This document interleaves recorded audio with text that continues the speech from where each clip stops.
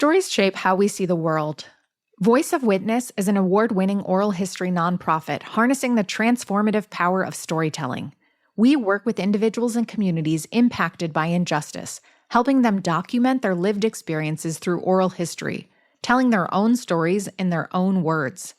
In an era of reductive sound bites, we need this kind of nuanced grassroots storytelling to create a more just future. Visit voiceofwitness.org/learn to get involved, check out our workshops, and download tools to support your own project. Join us in building a more connected world, one story at a time. Hi, I'm Rashmi Sajani, founder of Girls Who Code. Look, I'd consider myself a pretty successful adult woman. I've written books, founded 2 successful nonprofits, and I'm raising 2 incredible kids. But here's the thing. I still wake up wondering, is this it? And if the best years are yet to come, when's that going to start? Join me on My So-Called Midlife, my new podcast with Lemonada Media, where we're building a playbook for navigating midlife, one episode at a time. Each week, I'll chat with extraordinary guests who've transformed their midlife crisis into opportunities for growth and newfound purpose. At some point, we all ask ourselves, is there more to life? I'm here to discover how to thrive in my second act, right alongside you. My So-Called Midlife is out now, wherever you get your podcasts. Lemonada.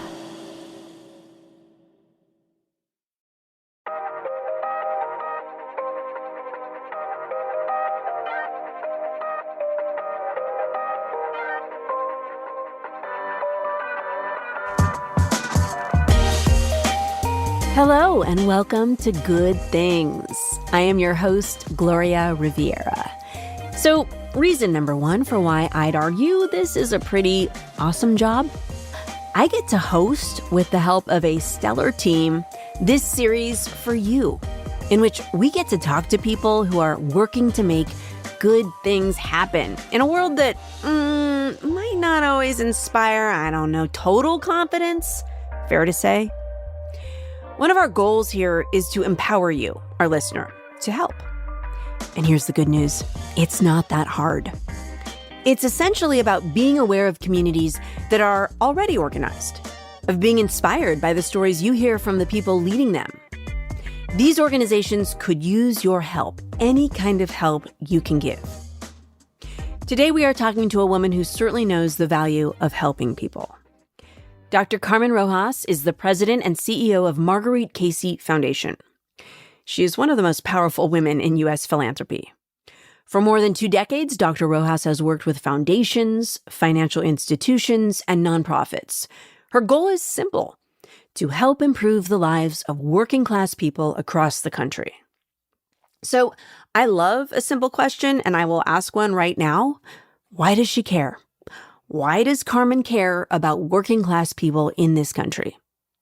Well, many reasons, but I learned that her mother, from Nicaragua, was one of 17 children. Her parents came to the U.S., and eventually they were able to buy their own home. Carmen will talk about this, but just know that home became the bedrock of an extended community, offering a landing pad, somewhere to go, when others the family knew of or heard of also arrived here. Carmen showed up in overalls for this interview, which she called an adult onesie. You don't get to see that. I did. She is warm. She is so knowledgeable. And she talks in a very intimate way about her work. It includes a new initiative called Public Dollars for Public Good.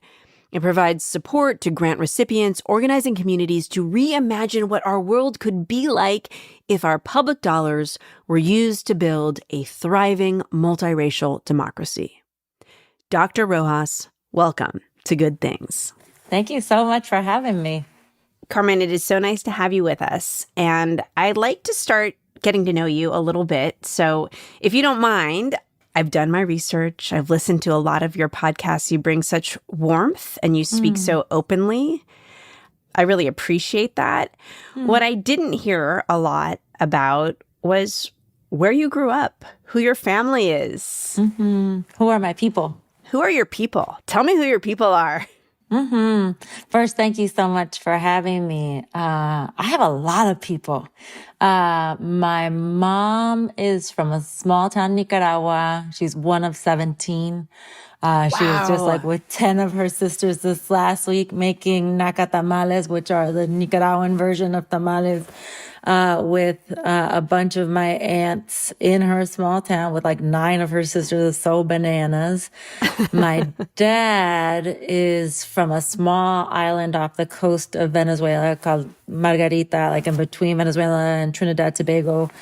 And they met in San Francisco. So I'm from the Bay Area. I'm from working class immigrant folks. I am the youngest of 3. I have 2 older brothers, who are 14 and 13 years older than I am. So I am the, small but mighty young, only girl, in my family.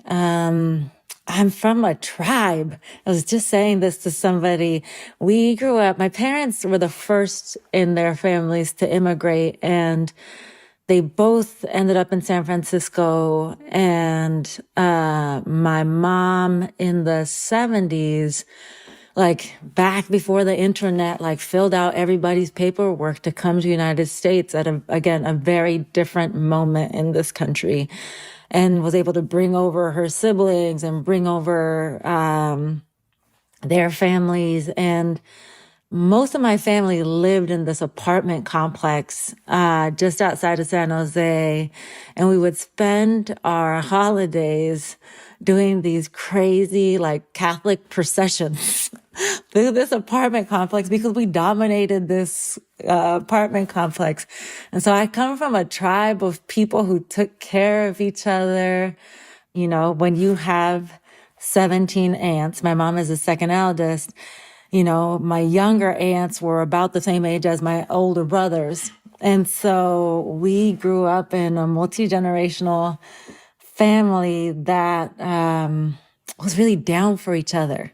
Yeah. Like anybody who came from Nicaragua, there was this very real sense that they were going to be okay. And my parents, being the first ones to immigrate, when they immigrated, like my mom sewed clothes at a Levi's factory in San Francisco, and she sewed clothes at this Jessica McClintock, which was like a fancy dress company in the 80s. Yeah, I remember Jessica McClintock. That comes to mind when I think of like a little taffeta. going to a dance. Yeah. Yeah, 1,000%. So she sewed clothes there and got a job working at a Bank of America at a time when Bank of America offered no interest loans to buy your home if you were an entry-level employee.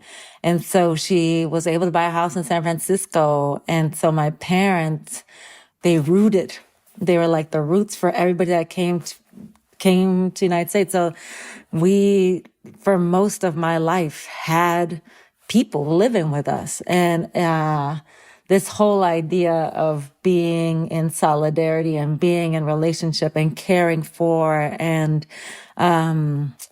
feeling deeply connected to other people in the form of care is just how, frankly, both of my parents, but my mom specifically, was like, she is just a force. Even now, she's 82.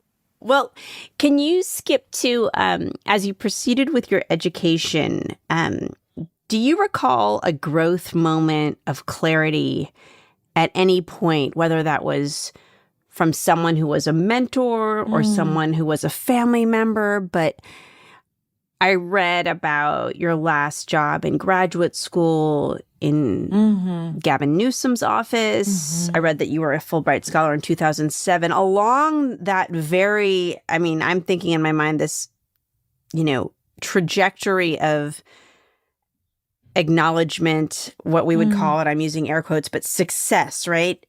You know, continuing on this trajectory. When you look back, were there moments that solidified the work that you have come to do today?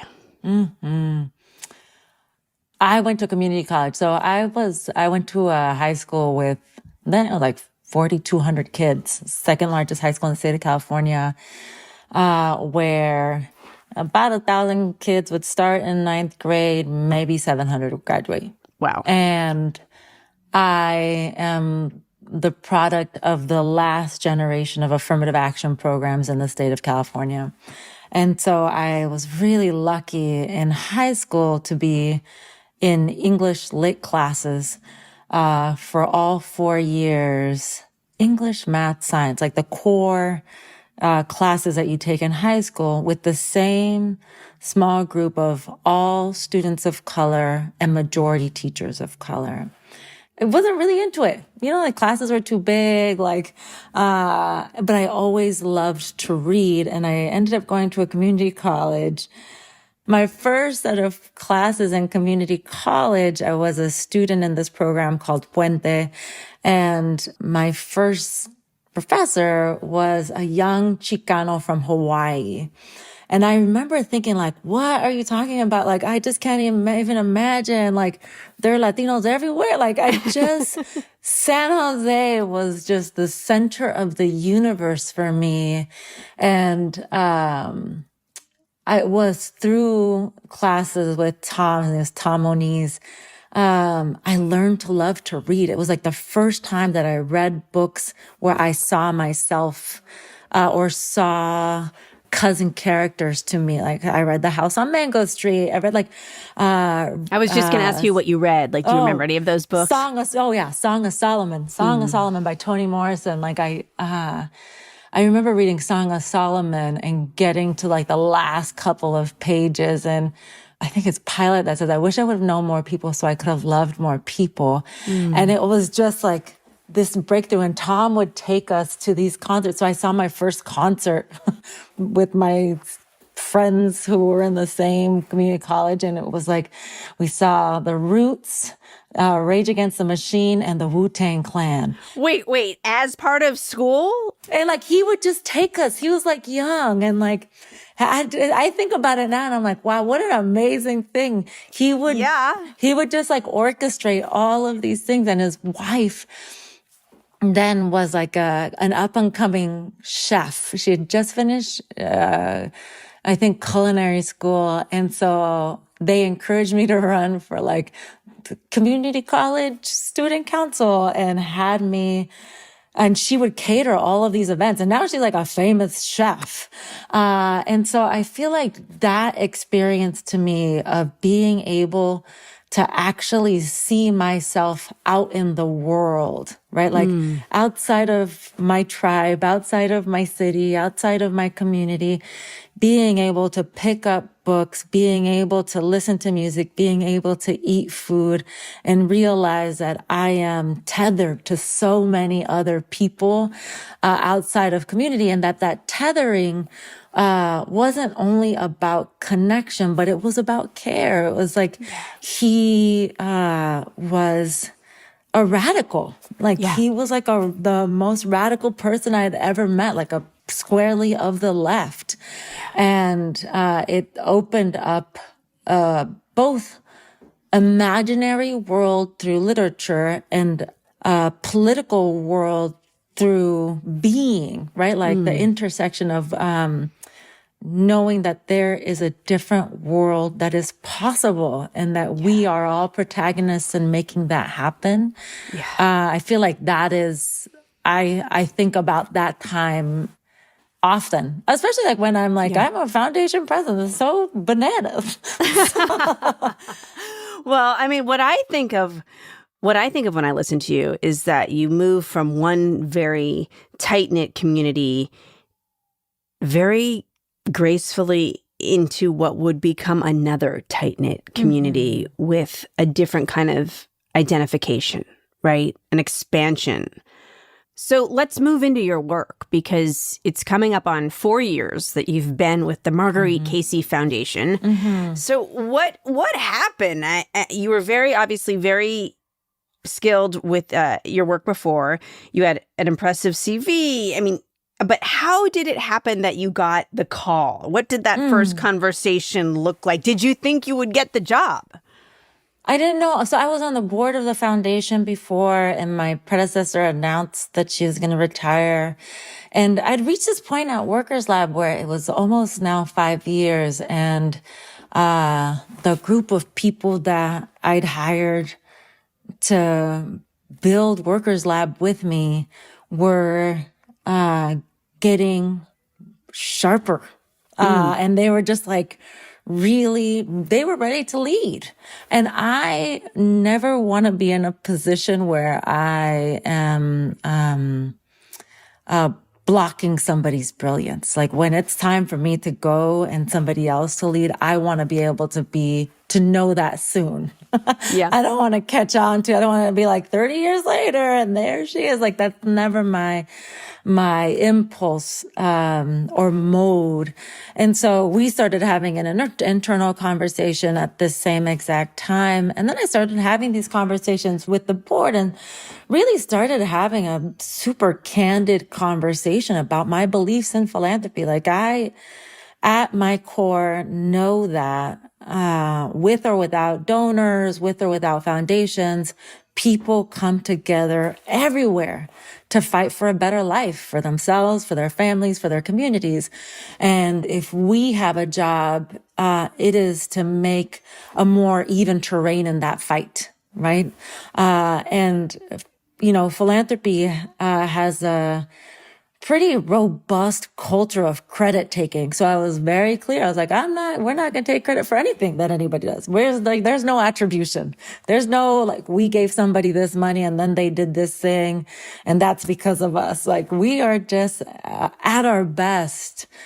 Again, like to take this idea of a bubble of oxygen, going to resource leaders to have a bubble of oxygen, to be able to plant seeds for a better country, for more people. We started having, as a board in that process, really candid conversations about our endowment.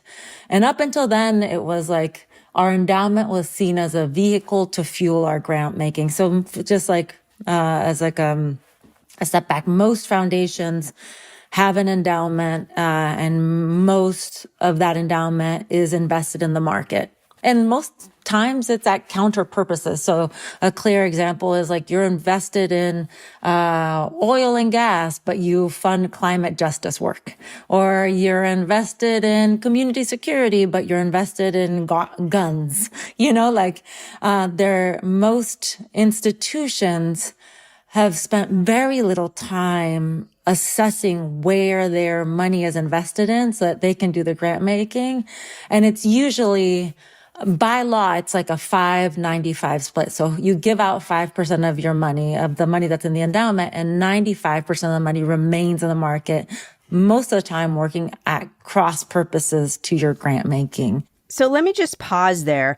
When you say cross purposes, would you say that it is very common for philanthropic organizations to have their endowment invested in companies, stocks that are directly opposed to where they're making their grants? Yeah. Yes, that is true. So yes. If I'm investing in a nonprofit that works towards gun control, I can also be invested in a company that makes bullets? Produces guns, makes guns. Yeah.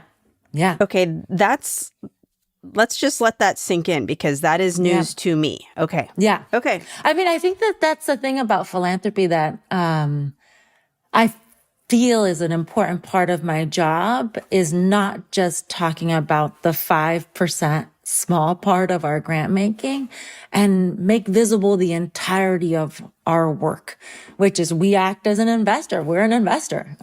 We are almost $1 billion endowment. And so the vast majority of our resources are invested. And when talking about joining the foundation, was really clear with the board that I didn't want one part of our institution to be working at cross counter purposes with another part and to only be getting credit for this small little thing that we're doing without actually talking about the meaningful ways we use all of our money in service of building the country that we want to live in. Okay. So did that require, okay, so I am willing to consider coming in and leading this organization, but we're going to have some potentially difficult conversations about how we talk about our endowment. Okay. Absolutely. Yeah, absolutely. Okay. Well, kudos to you. So clearly it worked out. It did, yeah. You were able to find a way. Yeah. Yeah. Okay. No, and the board was really open. And it just happened to be that I started at a moment in which a number of board members were terming off. And so we brought in a new generation of board members who had an appetite for alignment, who had an appetite to understand how we were going to use the full weight of all of our resources in service of creating models, supporting leaders, funding scholars who were starting to plant a seed in everyday people's mind that government should be working for them to live a better, more dignified life, that all of our institutions should be life-affirming institutions, that they wake up and their car breaks down, their kid gets sick. That should not be a cause for them to then be in debt or in poverty, that we could actually, through our grant making and our investments, start to create meaningful examples for people. And our board has really been about it.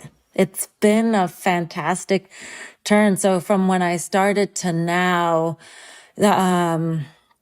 what's a clear example? I think we're by the end of this year, we will be 100% in alignment with our mission on our endowment. So what that meant, when I started, it was like less than 12%. Wow. And we were really, then it was like very much about like low hanging fruit. And now I think about Dan, who was our VP of investments. I'll give you a very clear example. We're a shareholder in the two largest healthcare conglomerates in the country. And when the Dobbs decision passed, Dan took it upon himself to learn everything about abortion access. And like, what does it mean to be a private shareholder into companies that should be providing abortion access to people in the case of the endangerment of the person's life? Yeah. And a lot of these healthcare conglomerates weren't making statements. They were like, oh, we're just going to like dodge it. They were doing the Matrix. They were like, we're going to bend backwards and hope nobody looks at us. And Dan was like, absolutely not. Like, we're a shareholder in your company and want you to make a public statement that regardless of where you're located, that you're going to follow federal law. And in both cases, the two healthcare conglomerates, because we organized a shareholder vote, did that. And so I think seeing our job on the one side of giving away money to support amazing organizations and leaders is really, really important. And on the other side, acting as stewards of capital to actually put pressure on corporations to do right by people is another very important part of our job. And it's been a fun 4 years. It's been a real treat, Gloria. We're going to take a quick break, but we will be right back with more on Good Things.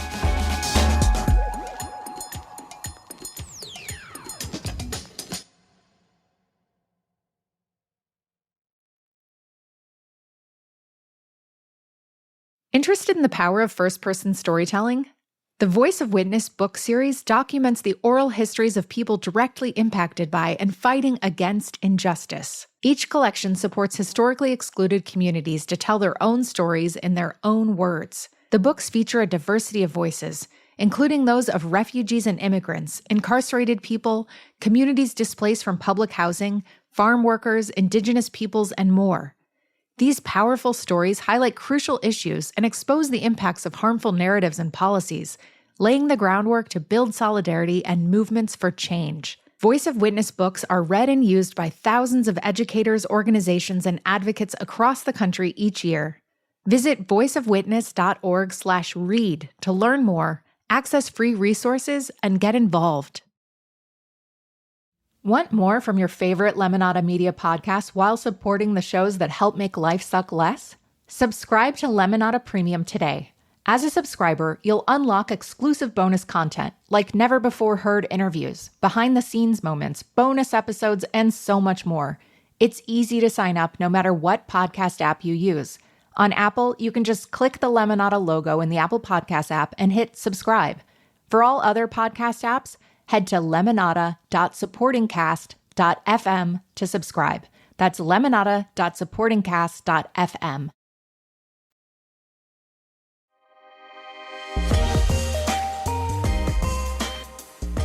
Carmen, I want to ask you how traditional philanthropy, when we think about it, it has received money from privileged groups. How has that narrative been shifted within the Marguerite Casey Foundation? And I think what you've explained is the how, right? To be in alignment, to really ask, because it's still just sort of quite shocking to me that cross-purpose investment was the standard model for philanthropic organizations, and that you've worked to change that. So let me ask you this. 4 years in, that's a big shift, right? To be aligned. How do you ensure that philanthropy at MCF is rooted in trust and trust with the investors, trust with the recipients, trust during the decision process about who is going to receive these funds? Is trust the leading factor that you're looking to make sure is there on all sides? I know it's tricky. It's on one hand a business deal, on the other hand, it's philanthropy. Yeah. I'm going to pick up on the last part of your question about, is it trust? For me, it's not about trust. I think it's hard to have trust when there's such an asymmetry of power and resource. Okay, talk to me about that. Where is the power? Yeah, like we have a lot of power, right? Like we as an institution have this money that we get to give away, that our staff does an amazing job reviewing organizations. But at the end of the day, we make that choice as an institution, and an organization or a leader gets that choice. They are not a part of that decision-making process. And so the most important thing to me actually may not be trust, but is definitely transparency. Okay. That we as a staff, I'll give you a bunch of very clear examples. If we make a decision not to support your organization and we used to support you, we take it upon ourselves to introduce you to other funders. If we take any of your time as a grant recipient, if you're currently a grant recipient of the foundation and we're like, hey, we'd love to meet to learn about housing, and we fund a group in Kansas City Tenants Union, housing in Kansas City, we're going to pay you for your time. We don't see the grant as a part of a way for us to have forever access to you and to your knowledge and to your information. And that's clear at the beginning. I think transparency of process is super important. And we are at this really interesting point as an institution where we are having to be in meaningful conversations with people that we're not going to support. And so like starting off in conversations, Ziba Kalali, who is our VP of Grant Making External Affairs, is like just so both clear and wholehearted about it. So whenever we're not going to give a grant to an organization, we are quick in our response about it. If there's not a fit, we say why. And we don't leave things up to conjecture or like mystery space, but we don't pretend that there is an evenness in our power and resource. I think it can be confusing if I'm saying, hey, don't you trust me, but I have all of the power in making a decision that affects whether you can make payroll, whether you can do the program that you want to do. I think that that's a different relationship than one that we're in, which is one of making sure that the folks that we support have the most money possible to be able to affect the change that they say they want to affect, that aligns with our mission. So what is a better way to express it if it's not trust? Because we talk a lot about trust in all the other areas that our shows look at, right? Child care, housing instability, food instability. You know, we talk a lot about that word. But if it's not applicable here, what's a better way to express the dynamic between the Marguerite Casey Foundation and those who are hoping to receive a grant? What words describe that process? Is it transparency? I was going to say, yeah. I think it's transparency, clarity, care. You know, in the past that you've said that philanthropy, gives us a power, which is, we can reclaim or maybe, embrace for the first time our imagination. And I just want to ask you what you mean by that, because I'm looking at your time at the Marguerite Casey Foundation, and it hasn't been 5 years. So that's a lot of change that you've implemented and that you're in the process of watching grow, watching come to fruition. Do you see organizations reclaiming their imagination? Well, I just mentioned this Kansas City Tenants Union. So we learned about their work in 2019, and it's a group of tenants, a multiracial group of tenants in Kansas City, that during the pandemic got together early before the pandemic, and then early in the pandemic got together and started to organize, for a better housing situation in Kansas City. Like every city in this country, if you are a low-wage worker in the United States, you can't on one job live in the city that you work in. That's crazy. And so they got together, this amazing group of tenants, fought and won the largest investment in social housing in Kansas City's history, $50 million to build housing for some of the lowest income people in their city. And they didn't stop there. They were like, okay, great. Like, how are these decisions made? Oh, through city council? Great. Let's find some tenants and some of our partners and have them run for city council.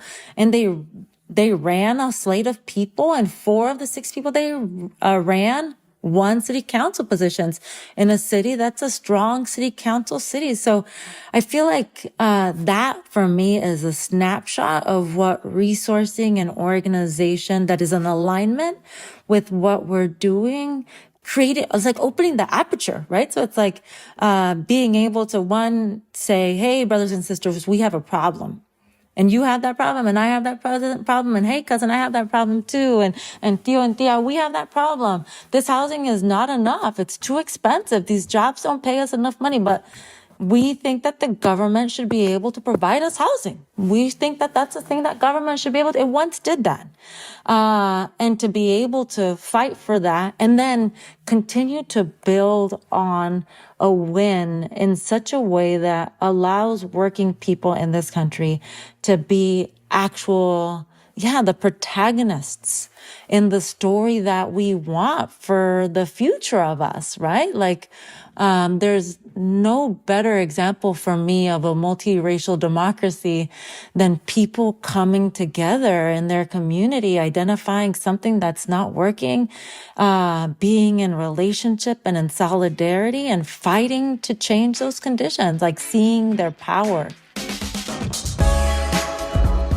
Okay, sit tight, everyone. We're going to take one more quick break, and we'll be right back with more good things.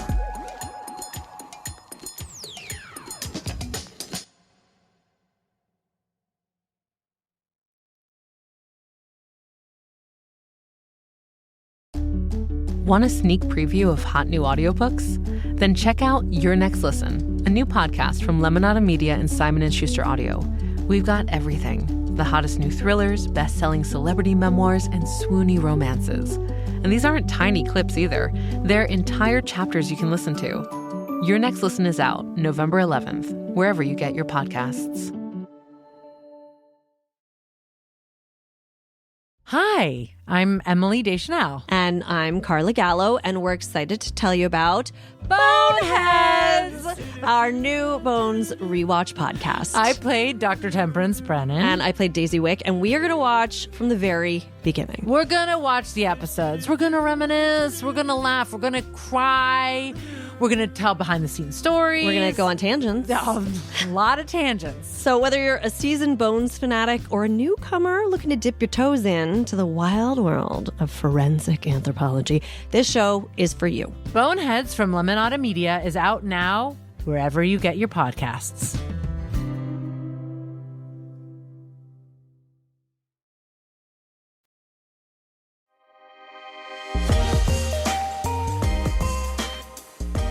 You've talked a bit about investing in people, and it seems like that's a story about investing in people, but the people had to organize to some degree first before definitely they came to you, right? Oh, So is absolutely. that, so you're looking for a degree of organization that needs help, that needs a boost, that needs maybe some relief, that I'm going to, for 5 years, I'm going to know 25% of my operating budget is covered. Yeah.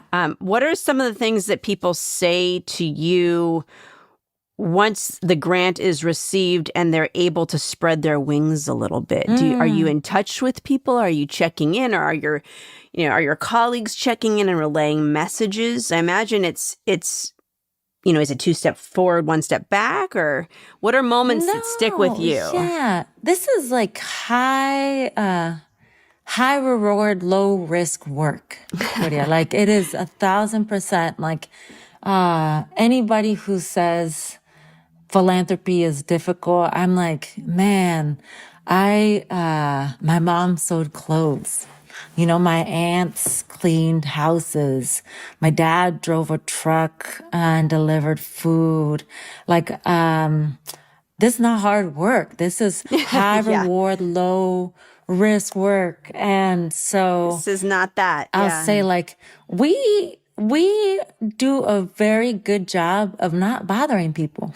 And so then do you hear some good stories though? Do you have some days where you just like totally today? Well, yeah, I'm going to tell you this today. I got an email just this morning, which is pretty remarkable. We last year, access to local news is a huge issue, right? Like, across the country, either local news options are being purchased by conservative forces that are telling people every day that they're not safe. They can't trust anybody. It's really horrible in the community that they live in. So they actually don't deserve to have anything good because poor people or immigrants or Black people or queer people or whoever the target of the day is making their lives hard. And so last year we made a grant to an organization called the Trust for Public News. It's so funny because we are the Not Bothering People foundation, we really do rely on people just sending us an email being like, hey, I just want to let you know this amazing thing happened. And we helped the National Trust for Local News purchase 3 local newspapers, 1 in Maine and 2 in rural Georgia. And wow. It's pretty remarkable. So just this last week, they were highlighted. Their newsroom in Maine was highlighted on NBC Nightly News, and they're super excited, right? It's like a small town in Lewiston, Maine, and like to be able to do our small part in supporting the folks who live in Lewiston to have access to reliable, credible news is so important. And so we mostly rely on people just sending us a note being like, isn't this an exciting thing that has happened to us? But it's, maybe that's where the relationship lies, Gloria. Like, after we've made the decision about the grant, we don't want to be a part of your job. We don't want you needing to manage us and our expectations and like, here's the metrics that you hit. That's not a part. We need you to change the world. And we, once the grant has been made, want to be in a relationship where you feel like, we are the wind in your sails, and not holding you back or an administrative burden or something or someone to manage. And so we keep our touch points pretty small. Right. Once the grant is given, you do your job because there's been enough transparency that we believe in it. That's right. I love that. I buy that. So I do want to hear about the program Public Dollars for Public Good, because that strikes me as an effort to overturn the disinvestment that you talk about. Can you tell me a little bit about that program? Yeah, sure. So at the beginning of this administration, in 2020, we started to see some of the largest investments in the American people in U.S. history. And, you know, everything from the American Rescue Plan, ARPA, to CHIPS and IRA, like everything has a crazy acronym. This is the thing that I feel is the most important to me, that this investment is a $4 trillion investment into the American people. And and it runs a gamut. It's everything from, we want to help you retrofit your home so that you don't waste money on heating or cooling bills, to, we want to make sure that jobs that are funded by the federal government have childcare connected to them. Like, these are 10 years ago, like intergalactic, right? Investments that are starting to be made. And I wanted to make sure that we as a foundation weren't trying to imagine that we were going to be able to solve people's problems in the same way that the federal government both had a job to and was resourced to. Like, we don't have $4 trillion. Very few. You can't pull together all of the foundations, all of the rich people in America. There is no $4 trillion investment in the American people. That's just not the thing that's happening. And so we started Public Dollars for the Public Good to do three things. One, to plant a seed in people's mind that government should be working for them. So a great example is when the ARPA dollars started to come down, a number of conservative state houses started just they were like, yeah, we're going to take that money, but we're only going to build prisons and jails. And in communities across the country, they were like, absolutely not. Like, we need a school, we need a library, we need a stop sign. Like, this is not the thing that we need. And they organized and fought and started to plant a seed in people's mind that government should be working for them. The second was to talk broadly about public options. You know, public options, it's like so literal. It is the government providing something better than a private corporation can. And somehow it has become like this intergalactic thing, a public option of a thing. But it's actually just government doing something that it is best positioned to do. So in the state of California, a great example is we supported this amazing organization, the Economic Security Project, to organize so that the state of California is now producing insulin to compete with shitty pharmaceutical companies and offer a public option for a thing that we know that people need, housing in Kansas City. This is a better public option than any private developer is ever going to be able to offer. And so, like, putting into the universe, putting into people's mind this idea that, oh yeah, public option is I want a public option because it's better for me. It's not going to exploit me. Yeah. It's meant to be accountable to me. And the third is really to hold government accountable. So I often get asked this question about, like, well, you know, government has worked so long to hurt so many people, and here are these very clear examples. And I agree, right? Like, I agree that our government resources have been used in militaristic contexts and policing contexts to make people's life really hard in this country. And I believe that those forces should be held accountable. And I believe that we should be supporting communities across the country to believe in their power to hold them accountable so that we can start to lay the foundation, put up the columns, put around the wall of the kind of government that actually wants everybody in this country to have a dignified life. And so that's what we're doing. I love listening to you because you're describing what is a pretty radical idea, right? To restore people's faith that the government exists to take care of them. Mm-hmm. That is not the mindset that I was raised with. I was raised with a very deep skepticism. Same. And to turn that Titanic around and not have it sink, right, is a pretty radical goal. And I just have to say, you know, I don't want to end this conversation, but I do leave it thinking, well, thank God for Carmen Rojas and MCF and all those out there that are willing to do this work because it is not unattainable and you're seeing it happen every day. That's why I was, asking, like, what do you hear back? Because I would, I thrive off of knowing people are doing things that make them happy. So I feel like you're in the business of helping people do things that are not only about them, but about really the public good. So thank you so much for the work that you do. I just, I have all this research. I'm going to show you my paper. It has all notes all over it. These are all the things I was going to quote back to you. But one of the things that you've said, and I can't tell you where you said it, but I quoted you, it was this idea of building a just economy and a fully realized democracy.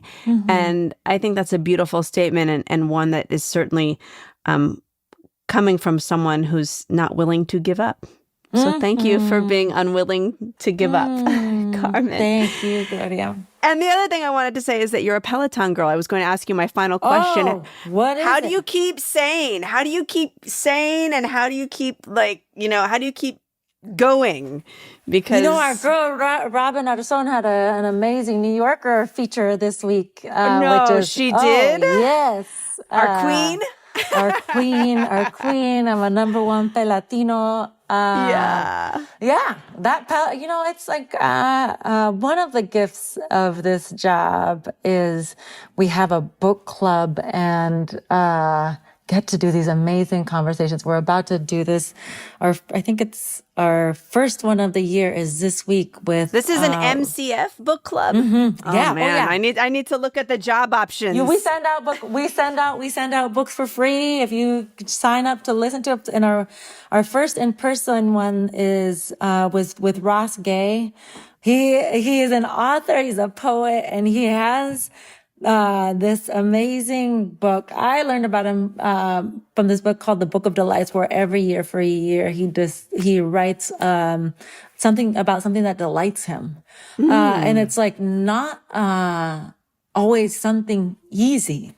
It's oftentimes something hard. And our book talk this week is about a book that he wrote called Inciting Joy, which is essentially like this ability to the idea that, like, in order to feel the full range of joy and happiness, your heart, your being has to be open to the full range of sorrow and sadness. Like, these two feelings are tethered to each other. Yeah, well, we all need a lot of good in our life. So I'm glad that authors and Robin Arzón and all the other Peloton instructors are providing that for you. So Carmen Rojas, thank you so much. Thank you for the work that you do and everybody at MCF is doing. We appreciate it. Thank you. Thanks so much for having me.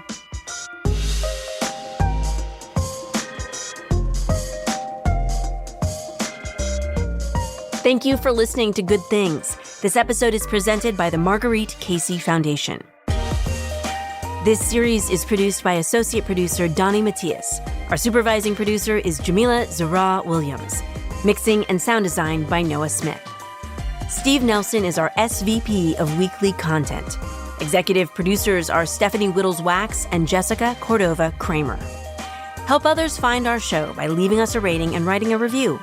Thanks so much for listening. See you next week. Follow Good Things wherever you get your podcasts, and listen ad-free on Amazon Music with your Prime membership.